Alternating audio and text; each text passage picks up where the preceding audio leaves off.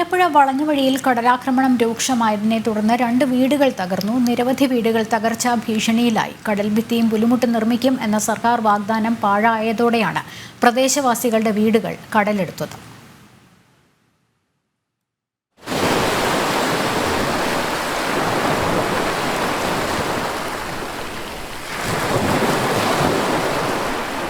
രണ്ട് ദിവസമായി തുടരുന്ന കടലാക്രമണം ഉച്ചയോടെ ശക്തി പ്രാപിക്കുകയായിരുന്നു.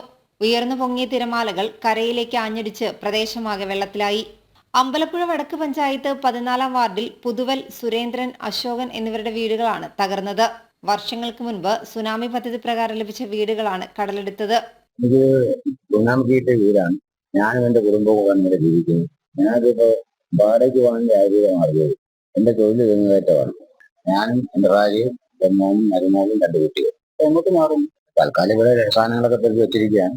2 കുടുംബങ്ങളിലുമായി കുട്ടികൾ ഉൾപ്പെടെ 9 പേരുണ്ട്. വീട് തകർന്നതോടെ എങ്ങോട്ട് പോകണമെന്നറിയാതെ ആശങ്കയിലാണിവർ.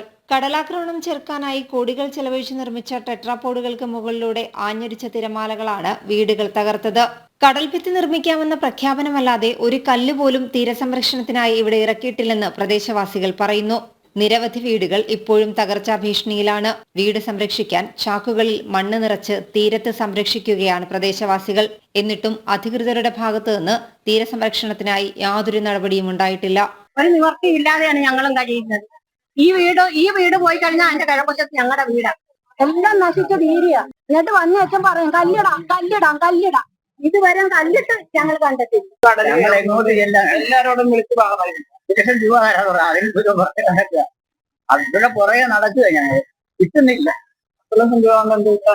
ഞങ്ങൾ അതെങ്കിലും താഴ്ന്ന പറഞ്ഞ ഒരു ഓഫീസർ വിളിക്കാൻ പറയും എനിക്ക് അവിടെ വരാൻ ബുദ്ധിമുട്ട്, ഇവിടെ വരാൻ ബുദ്ധിമുട്ട്, പിന്നെ വരാം. കടൽഭിത്തിയും പുലിമുട്ടും നിർമ്മിക്കാനായി ടെൻഡർ ക്ഷണിച്ച് വർഷങ്ങൾ പിന്നിട്ടിട്ടും തീരസംരക്ഷണം യാഥാർത്ഥ്യമാകാതെ വന്നതാണ് ഈ വീടുകൾ തകരാൻ കാരണം. കടൽ ഇനിയും ശക്തി പ്രാപിച്ചാൽ കൂടുതൽ വീടുകൾ കടലെടുക്കാനാണ് സാധ്യത.